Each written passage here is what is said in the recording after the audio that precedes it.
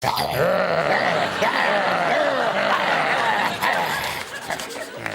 the hell are you doing? Just having a bit of a sniff.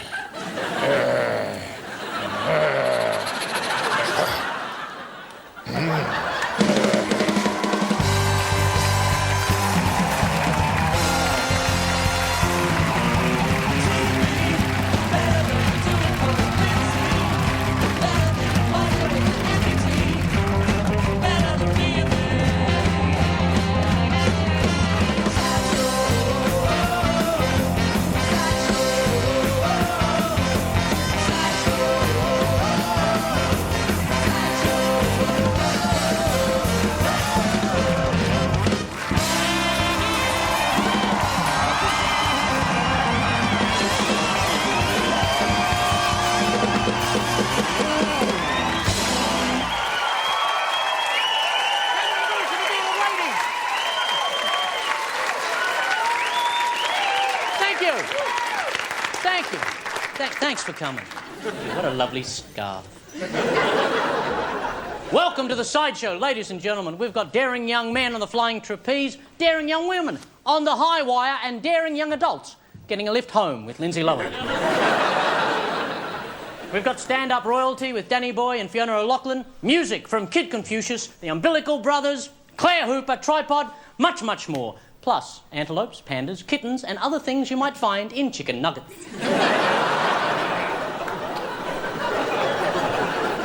In the never-ending fight against childhood obesity, the Labor Party wants to ban fast food restaurants from including toys in their kids' meals.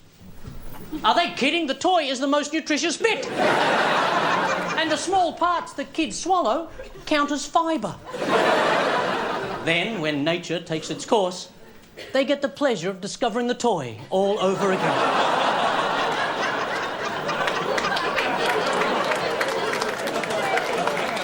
The fast food chains are fighting back, claiming the cheap plastic trinkets are not toys at all, but made from exactly the same polymers as the burgers. And should be viewed less as toys and more as appetizers. A spokesman from one major chain was defiant.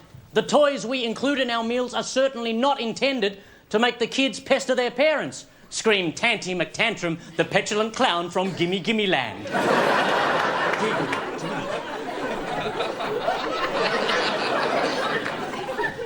Here's something for the health freaks out there. In the UK, scientists have started breeding cows that produce skim milk. Not only is their milk healthier, they're also the only breed of cow that looks good in Lycra. Butter from these cows is spreadable straight from the fridge, like margarine. You can squeeze it from teat to toast.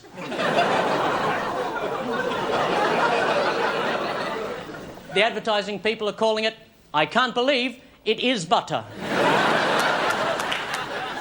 It's been a very big week this week. I don't know if anyone's been around for it, but it has been a very big week. America's latest tourist attraction has opened, the Creation Museum. Have you heard about this? Yeah. It depicts the book of Genesis as literal truth. Oh. One atheist in the audience. So God created the heavens and the earth just 6,000 years ago, and in the Noah's Art exhibit, there are not only two of every animal, there are also dinosaurs. Yeah. Aren't we incredibly lucky that Noah was there to save them from being wiped out? The museum has even added a new chapter to the Bible. It's called The Gospel According to the Flintstones. But people, let's think, of course, humans and dinosaurs coexisted in the time of Jesus. That's why we have the commandment, thou shalt not covet thy neighbour's velociraptor.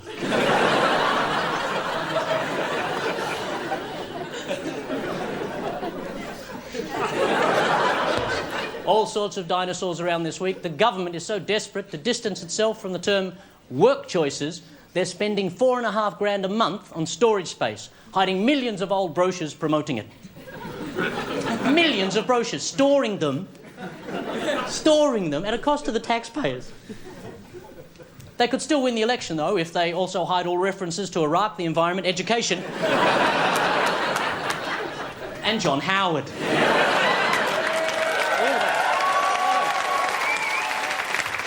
But clearly the only problem with work choices is the name. So how about calling it something more voter-friendly like Holiday Choices or Deal or No Deal? Or Costello's Crazy House of Tax Cuts. Or maybe it just needs to be more truthful, like Servitude Alternatives. Livelihood Limitations. Or Slavery Selection.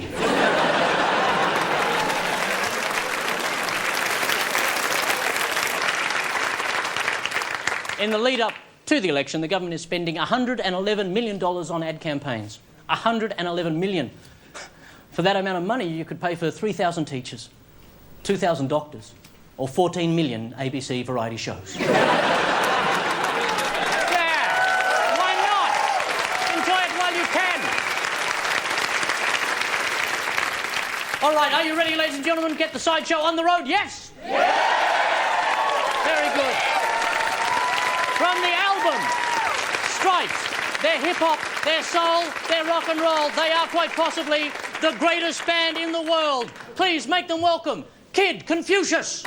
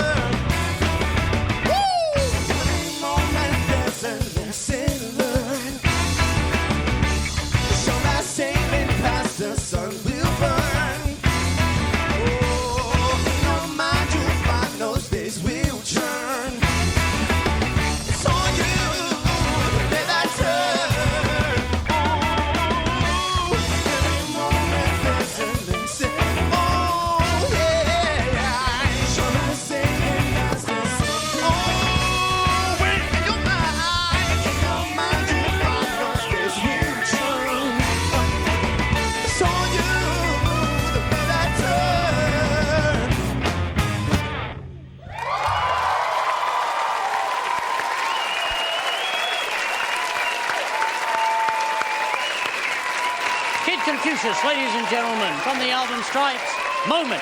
Kid Confucius. Beautiful!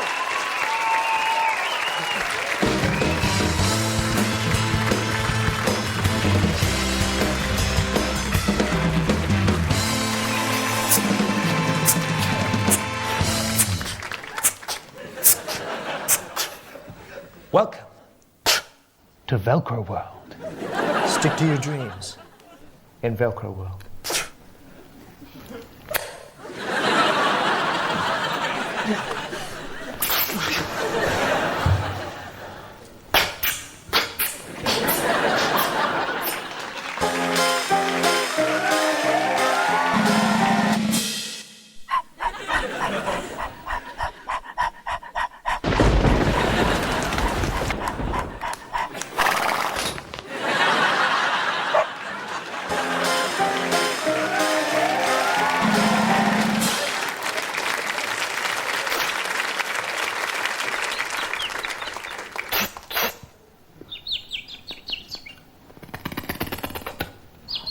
Beautiful. Fly away.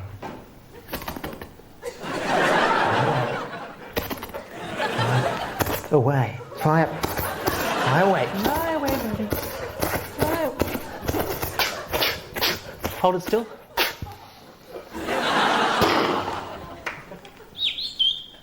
Oh.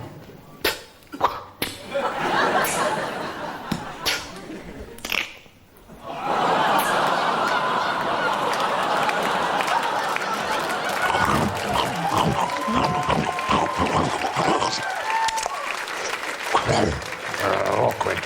Yeah.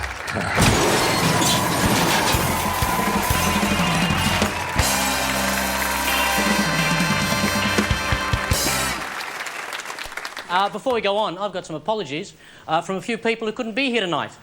Aww. David Beckham and his wife can't make it. Apparently he can't make it at all, but she was actually outside having a cigarette and a seagull took her. She's thin. Thin. Lindsay Lohan sent her apologies. She says the pressures of fame are drinking her to drive. This weekend, Lindsay turns 21% alcohol. The Prime Minister and opposition leader can't be here due to illness. Apparently, Kevin Rudd's hubris has puffed up again, and John Howard's come down with a painful, unfair dinkum. And Jamie Jury won't be joining us. He's trimming Oprah's hedges. And it's a big job. But we don't need them, because here, on our stage, is the stand-up conqueror of the world. Can you please make him welcome Danny Boy?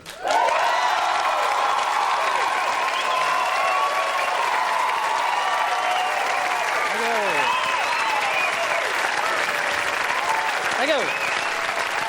Thank you.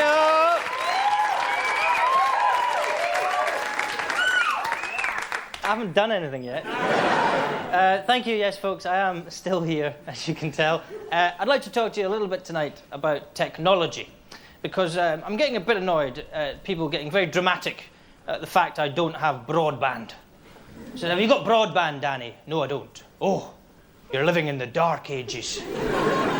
Piss off. And shut the drawbridge on your way out.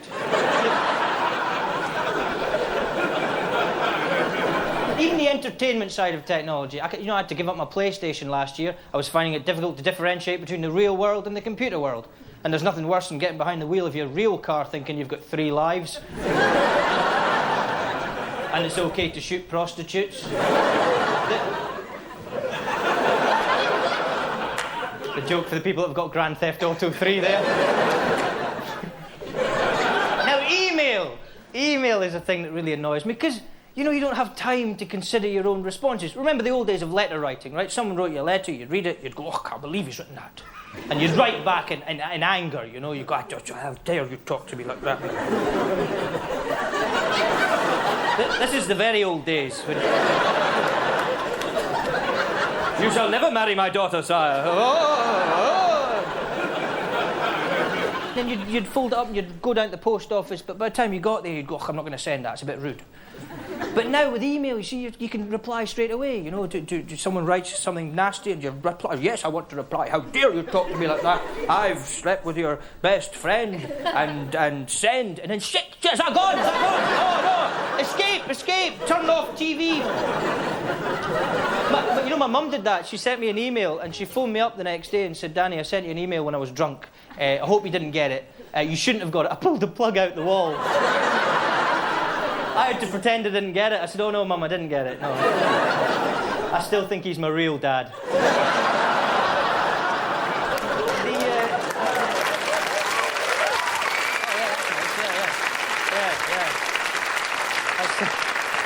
Oh yeah, let's applaud the fact that Danny might be adopted. That's hilarious. Exactly like that one. Good. No, but I got an email questionnaire the other day, and this hits at the heart of the problem, you know, because I didn't have time to consider my response. It was an email questionnaire simply asking me some questions for a local newspaper, and one of the questions was, Danny, name 2 of your favourite little things in life. And I answered quite honestly. I said, you know, I travel around a lot, and one of the things I like when I get to a new hotel is that the bed's always nice and freshly made, you know, and you just sort of, you know, well, I have to say, I've noticed in a lot of Australian hotels, for some reason they think everyone's like a millimetre thick, and you just squeeze into the thing. You feel like you're being faxed. Stay in the one position all night. Yeah, that'll do, mate. Okay, good. No, but I like that. I like that kind of crisp, fresh linen feeling when you just... It's quite maternal, almost. Even before your mum gets in. I mean, it's like a nice... Hey, I did that gag in Tasmania, and they went, yeah, what's your problem, mate? No, I didn't. Who loves you, Tasmania? No, but I like that. And the other thing I said I really like is bonfires. Ever since I was a kid, I've always loved a bonfire, right? Nice big bonfire. And so I sent this. And then about an hour later, I'm thinking, hang on a minute. I've just written 2 of my favourite things in life. Crisp white linen against my face and bonfires. People are going to think I'm a member of the Ku Klux Klan.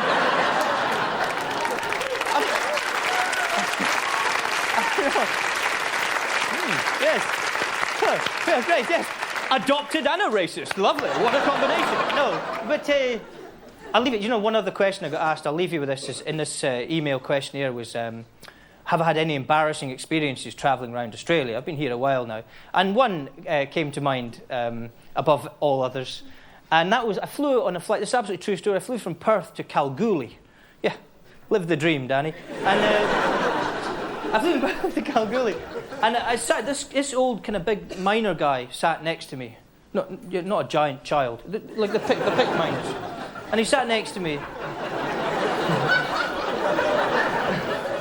That would have been a bit weird. He sat next to me, and he, 10 minutes into the flight, he reached into his satchel, this old guy, and he pulled out a hardcore pornographic magazine.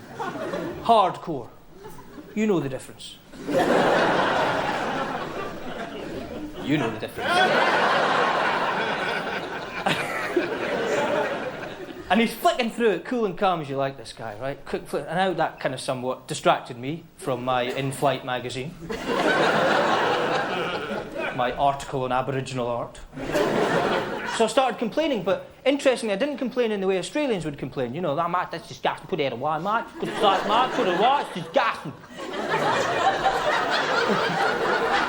That's how I think you talk. But look, I complained in the classic British fashion, right? I start going, he's reading a hardcore porn mag. I'm going,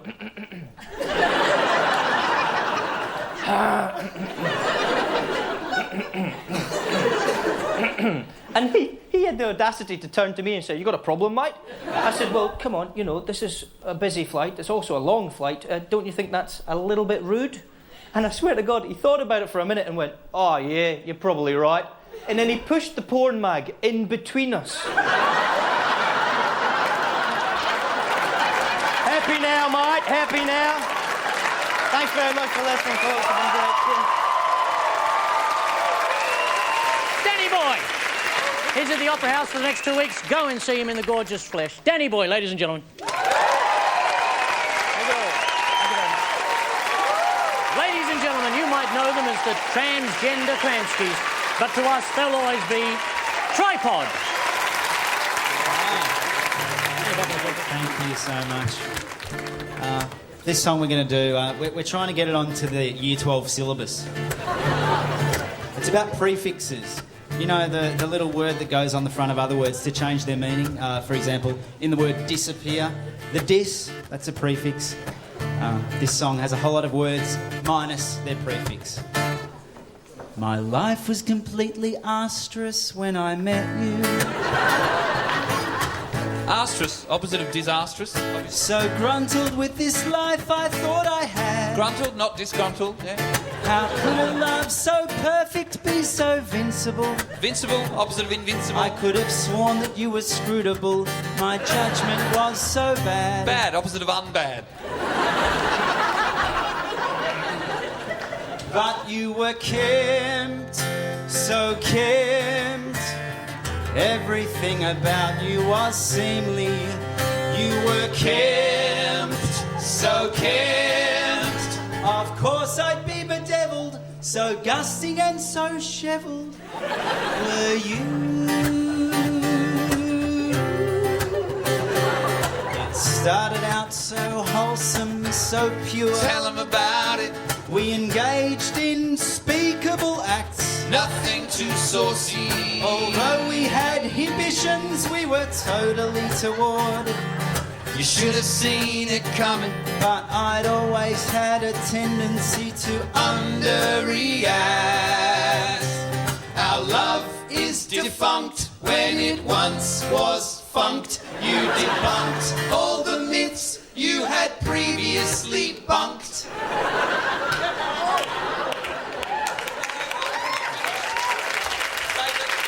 when you were kempt, so kempt. Everything about you was seemly. You were kempt, so kempt. Of course you'd be bedeviled. So gusting and so shevelled.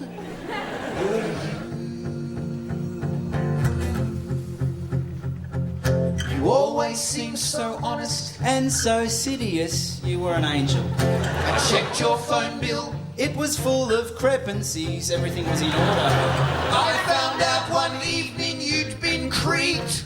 Aha! When you and your ex booked a motel cognito.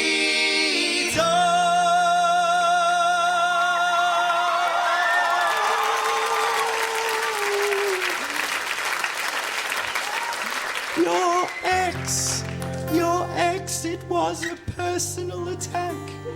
You were going out with prefixes behind my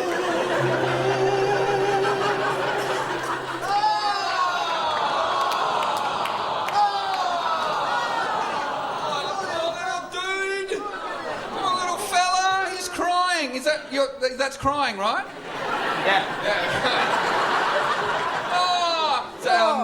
What's laughing? Yeah, right.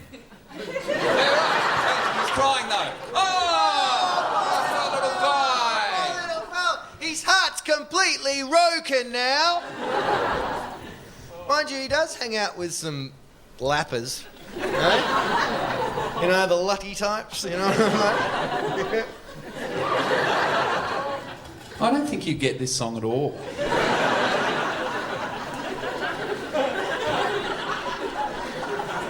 You don't just take the first letter off the words. It's not really. What?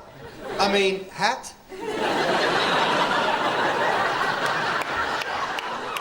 No, let me take you through it. Okay, so it's about prefixes, right? The song's about prefixes. Yes. You take the dis away, you get another word. You take the x away, you get another word. For example, you take that away, you get another word. Yeah? All right, okay. As in, Scott's not very funny. No one in that. Boom shakalaka. No, you got me.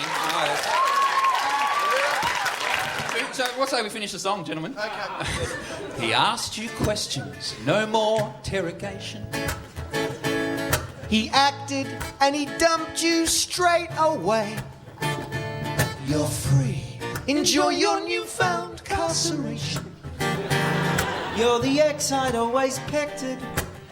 I'll never remember you again. You always understood me anyway.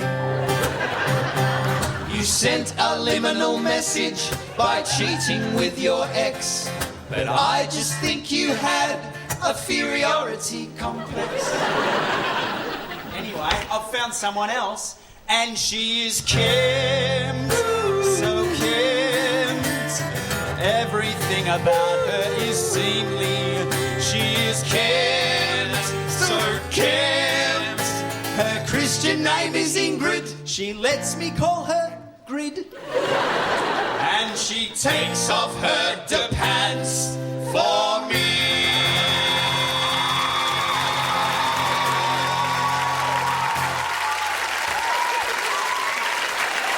Tripod! Thanks. That's them.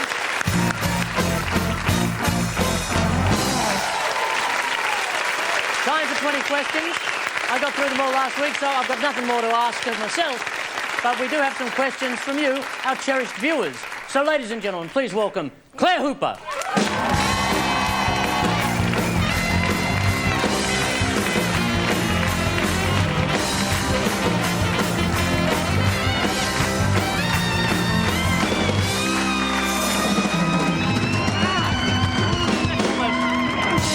Like our thing.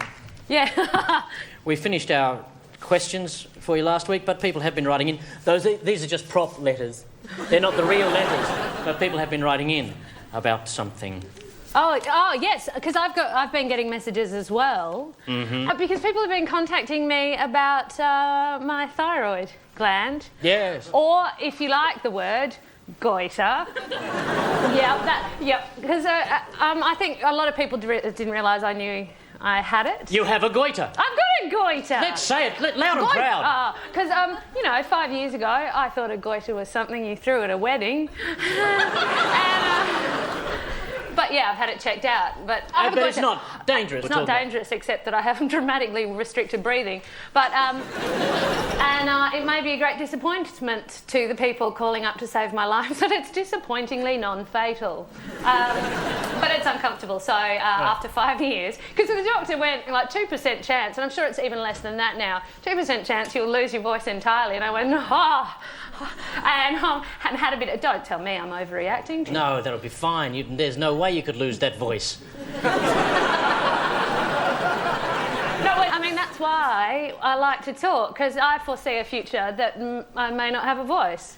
Right, so you're getting it all in. So I'm just in case. That makes sense. But this is the beautiful thing. I mean, a person shouldn't be rewarded for procrastination. But because of the show, I've been contacted, and I'm really lucky. Next week, I've got an appointment with Australia's best endocrine surgeon.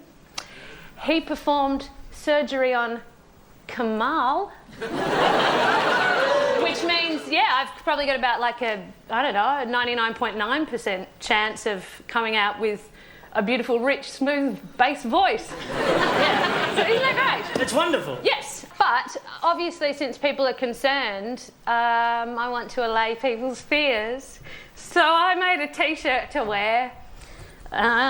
It's based on the Gough Whitlam re-election campaign. That was Gough's going great, but it's Goiter's going great. The beautiful thing is, when I've got my surgery date, I've got a little blue comma to add just there. So it goes, Goiter's going great!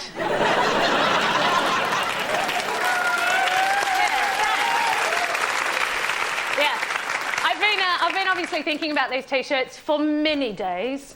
So I came up with a lot, and as soon as you start telling your friends about them, a lot of suggestions come in. My uncle, lock up your goiters, which I think is good. But it didn't make the final cut, but I did actually prepare some. So you've got a number of T-shirts now that are goiter-oriented slogans? So we'll see which ones are good. I thought this one. All right, I have to get faster at this. You're dealing with it well, I think. Goiter on board's good. You can't handle the goiter!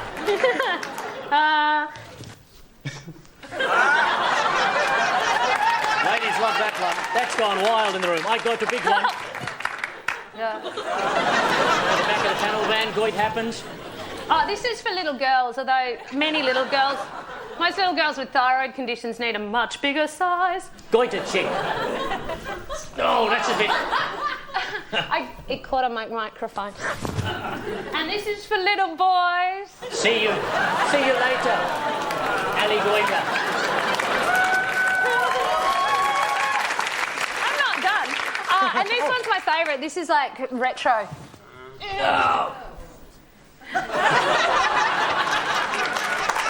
Flash Goita. How long do you think I spent on that? That's very impressive. But I just needed one more for when I've had the surgery. Yeah. Goita was here. Wonderful. Claire Hooper, ladies and gentlemen.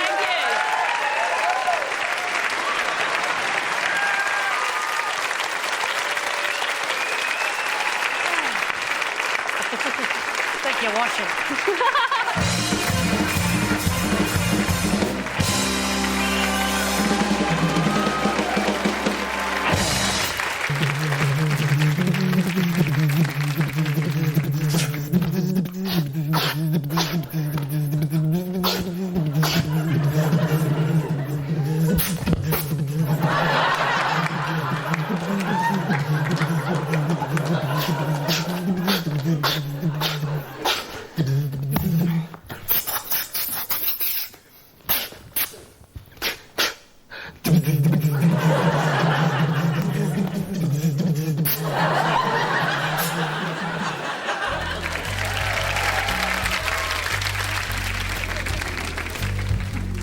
Tuesday, 2 a.m. I decide to take a drive. As I approached the motorway, I saw a sign which read, "Full stop to pay toll." And I thought to myself, what about all the other punctuation marks? They get across for free. Full stop, pay toll, question mark, straight through. Semicolon, truck lane, please. Exclamation point, surprised to see me here, aren't you? But the point missed the point and demanded a full apostrophe. So I took a quick forward slash and moved on. 3 a.m. After I passed the past particle, I was arrested for speed reading and given a short sentence. Because there's no way this sketch could survive another paragraph.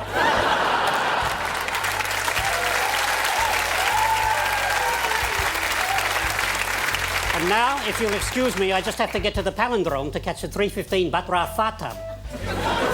Think about it. It's a cruel world. New moves in intelligent design, number 37. Why God didn't design Siamese fighting fish with the ability to speak English. What are you looking at, fish face? Put your fins up. I'm coming at you. Who are you calling fish face, you guppy? Gutless, dirty mongrel. There seems to be some kind of invisible force field here. Force field, my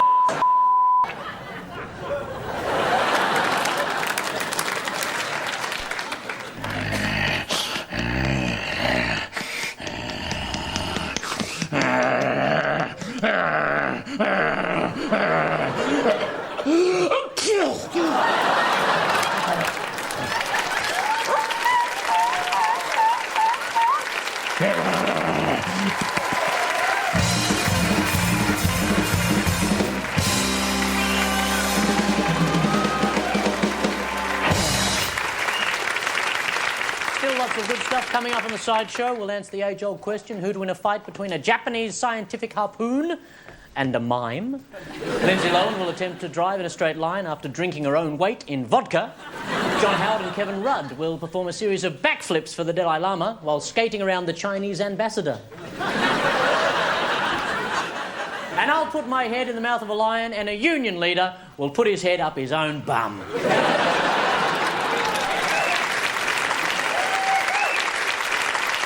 And now is a true legend of Australian jazz who first played this song with Chris Barber and Lonnie Donegan in 1953. And she's the mistress of the ring for Circus Oz and also his daughter. Please make welcome Dick and Krista Hughes.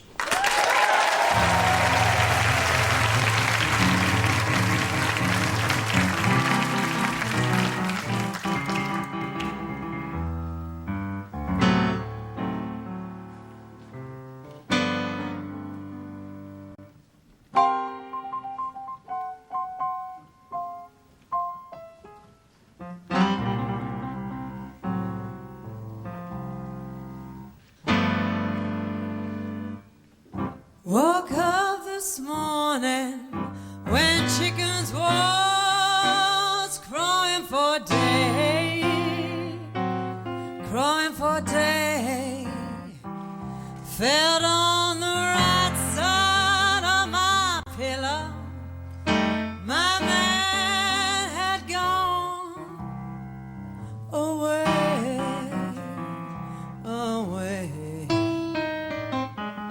By the pillow, he left a note reading, I'm sorry, Krista, you got my goat.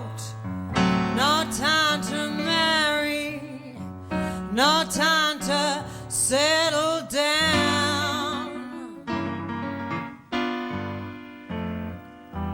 Well, I'm a young woman and ain't done running round.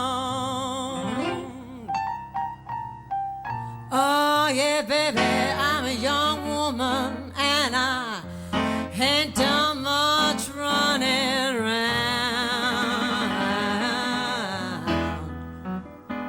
Some people call me a hobo, some call me a bum. Nobody knows my name, nobody knows what I've done. Well, I'm as good as any woman in your town. Well, baby, I ain't no Hyella, I'm a deep killer brown, killer brown. You know I ain't gonna marry, ain't gonna settle down. I'm gonna drink good moonshine and rub these browns down. See that long, lonesome road, Lord, you know it's got a hand. And I'm a good woman, and I can get plenty of men, of men.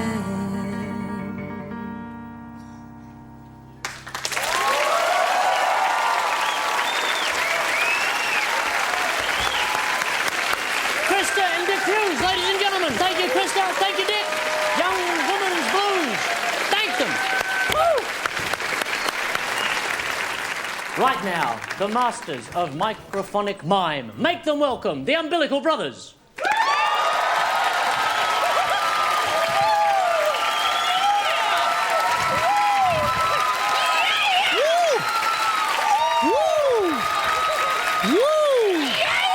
Yeah! Woo!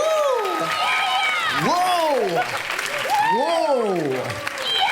Whoa! Whoa! Whoa!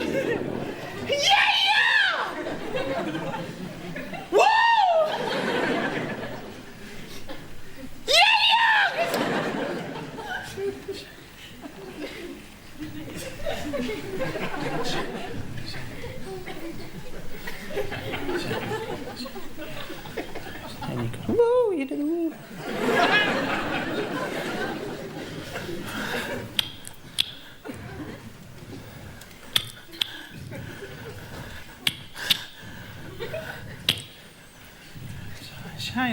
Shane's not working. Tina, Tina's gorgeous. Tina's running the show tonight. Tina, are you up there? Yeah. What do I do with Shane? Check the battery. Sorry. This one? Yep. Test it.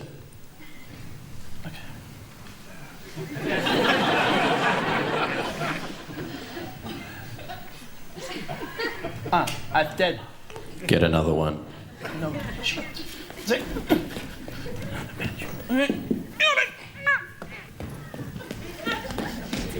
It's a 9-volt, Dave. Sorry.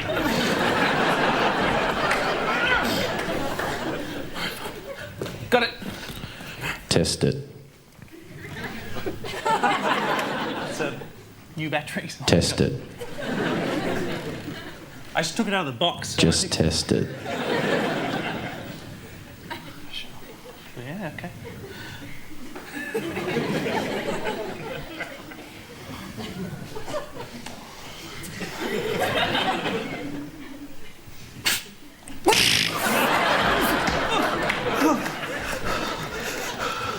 That's a good one.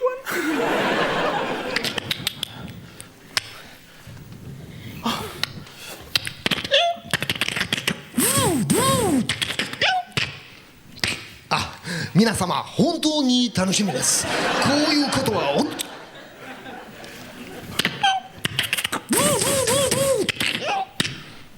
Das ist ein Mann in der Busch mit einer Schnitzel.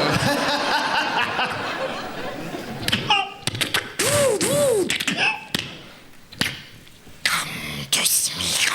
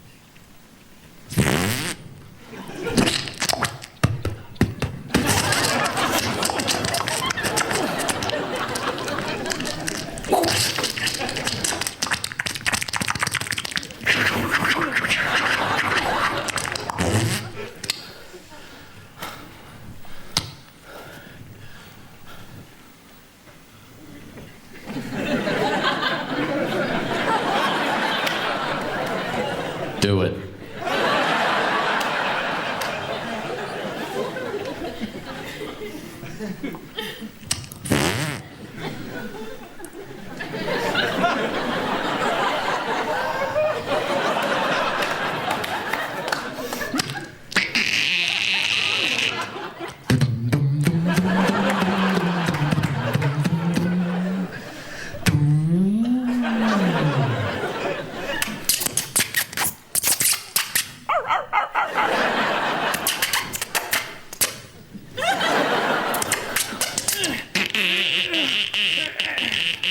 Could you just grab hold of that for a second? Just grab hold of it. You can give it to the guy behind you. Just give it, and yeah, a bit of lifesaver action all the way. Actually, over there to the stairs, to the corner of the stairs. Over there. Over there. Now bring it over this way straight. Yeah, grab it. Actually, grab it, and then take it next row. Grab it. There's only one of them. Back. That's it. No, that's it. Grab it there. And if you could just hold it there, please. Up in there. There's like 6 of them. Okay, there, that one there. Yes. A little thinner by now? Yeah, that's perfect. Yeah. Okay, on the count of 3, if you could let that go. 1, 2, 3. Go!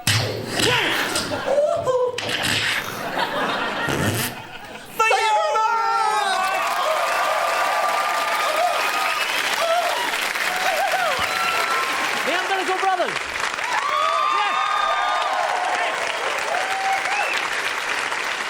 Ladies and gentlemen, would you please be upstanding for the Queen of Australian stand-up, the wonderful Fiona O'Loughlin. Thank you. Thank you very, very much. Look, I got married a long time ago. I was a child bride, and I married this guy, and he took me to Alice Springs, paradise, and he took me... No, it's beautiful. And he took me there, and he was working... He's a dental technician. That's what he did for a living. He made false teeth, and he earned $16,000 a year. And meanwhile, I stayed home and got knocked up repeatedly by him at night. But this is what happened, because every morning I'd get up and I'm looking after these kids. I had 3 kids under 3. This is in 1989. And I'd look at the telephone every morning like an alcoholic looks at a bottle of scotch, right? Because I'd left all my sisters down south. And I'd just think, oh, just quickly ring Kate and see how she's getting on with her babies, you know? And then 10 minutes turned into 20 minutes, and 20 minutes turned into 30 minutes. To cut a very long story short, this is what happened.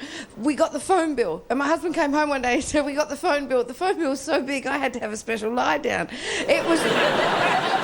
was $700 for 1 month in 1989. This is a true story. I'm not making any of this up, right? And we were on $16,000 a year, so we put no Christmas for us that year. No, and he was just so furious. He walked into the house and he said, "We got the phone bill today," and he just couldn't even look at me, didn't even speak to me, and he went straight to the bedroom. And I thought, oh, I think I might have got away with it, you know? And then, I kid you not, the next morning, he's still furious. Like, he couldn't sleep, he was that angry, and he gets up. And he couldn't even speak to me or look at me again. But just before he went to work, and this is as true as I'm standing here, just before he went to work, he unplugged the phone and put it under his arm and took it with him. And he said, "Have a nice day." And he had the phone under his arm and took it with him. And then, but he came back for a parting shot, right? And he comes back into the house, he goes, "Why can't you just write letters? Like your grandmothers would have done." So I wrote one.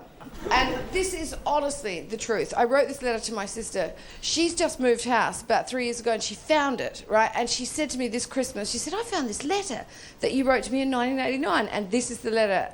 I swear I wrote this in 1989. "My dear Sister Catherine, what a thrill it was to hear all your news via the telecom cable network. But alas, here it must end, and our correspondence be contained to Australia Post from here on, as I'm afraid Mr. O'Loughlin has threatened to deem our marriage null and void if there is ever a repeat of last month's account. This demand, I regret to tell, was accompanied with some unsavoury language, which I shan't repeat for fear of this letter ever falling into the hands of infants. Speaking of which, how are your offspring? You were troubled with lactating complications when last we spoke, and while I'm hesitant to write of such personal details, allow me to suggest the oil of the pawpaw, a wonderful healing quality for cracks. I have endured an exhausting day, dear sister, commencing with a most vexing visit to the Alice Springs Woolworths Corporation, upon where the youngest of my brood was accused of pilfering a sweet by a controller of the checkout. I refused to compensate with coin for the alleged misdemeanor, confident in my defence, sister, that sweets placed so enticingly low to the level and the grasp of an infant was a dishonest ploy by the store to coerce parents into paying for treaties that were deviously intended to be stolen in the first instance. But enough of my woes, dear Catherine. My time is very hectic these precious days, and I must away I am most grateful to Telecom and Mr. O'Loughlin for awakening me to the frivolous error of my ways. I have resolved from here on to attempt a new frugality, not just in communication, but in all areas of domesticity. And so with little malice in my heart, sister, but rather a renewed economic wisdom, I shall commence at once with the preparation of a most unpalatable ox tongue for the evening meal. Yours, as always, in sarcasm and vengeance, Fiona.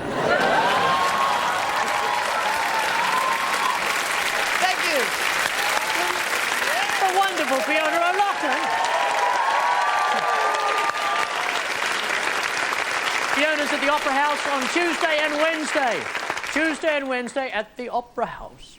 The grand old Opry House, I suspect you would say. It's been exciting. I'm very cool about it, though. Well, that's about it. But before we go, a quick look at next week's small screen sideshow.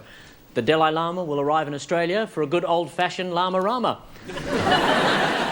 He's going to be interviewed by Denise Drysdale at an event known as the Lama-Rama Ding Dong.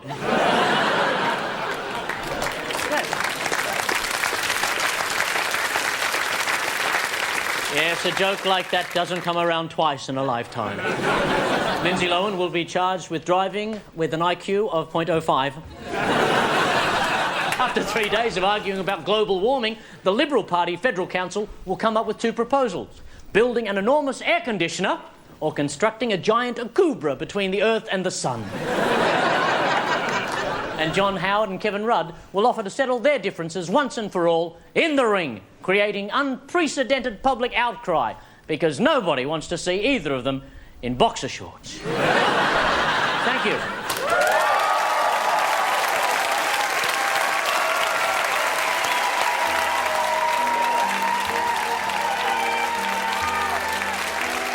Thank you all for being here. The best show on the ABC is coming up right now. It's The Bill. Thank you for joining us through all our highs and lows. Now take a moment for yourself before the moment goes by. One thing you can count on, it's the same from week to week. You can sleep safe in the knowledge there's Bobby's on the street. The Bill's up next. Please do not change, you've made it through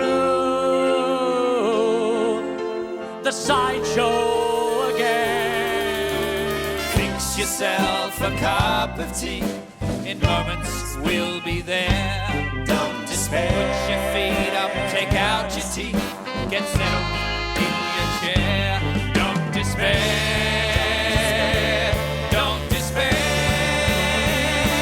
Here comes the bill.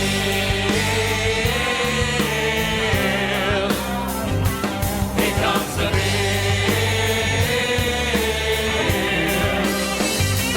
Here comes the bill.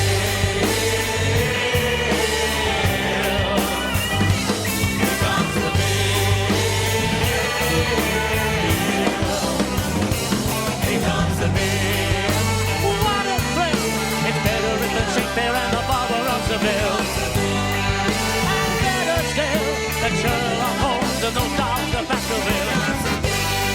Get back and chill, watch a PC on, have another silly deal. I'll manage till fighting crime, bagging friends with consummate skill. Now the Spanish donkeys in the snappy at my riddle. I'm sorting out Paddy with some myth behind a mill. I stepped up there and popped right up the junction at the middle. I hardly know the lucky little Paddy from the hill. You better stay away, you better nick another middle. Make sure you're in the will.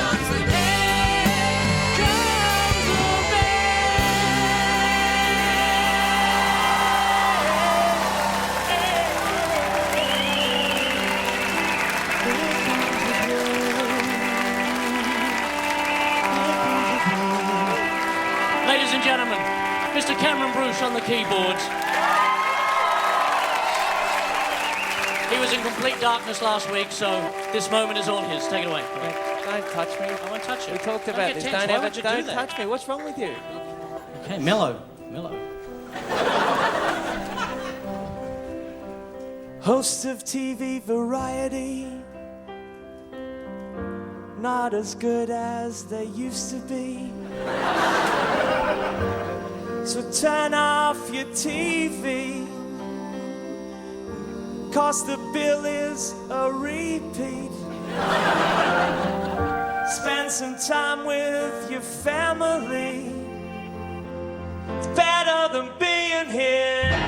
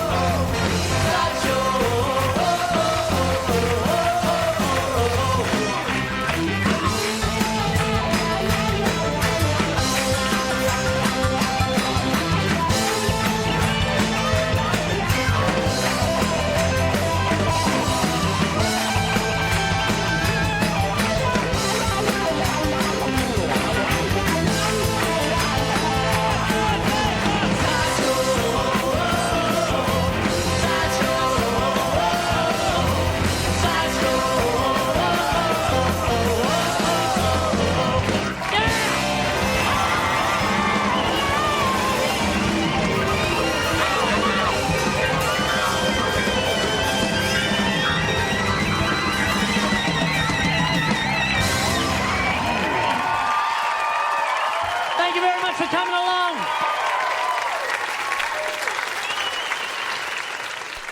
This program was brought to you by The Threatening Bear.